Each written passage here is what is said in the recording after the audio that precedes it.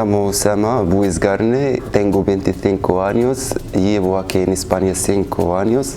He venido de Marruecos. Me han mandado a Bolsa de Habitatges, Fundación Messi Fontanilla.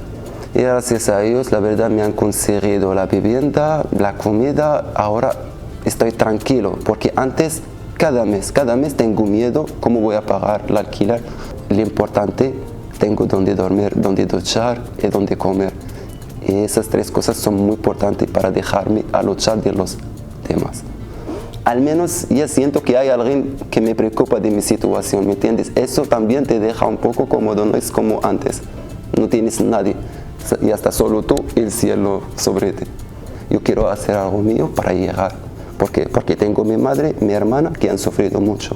Pero el país no nos ayuda. ¿Por qué? Porque dice, los moros, los extranjeros vienen aquí, hacen la ruina, roban. Sí, hay gente que hace eso, pero también hay gente que no hace nada. ¿Dónde está esa gente? ¿Por qué no hablan de esa gente?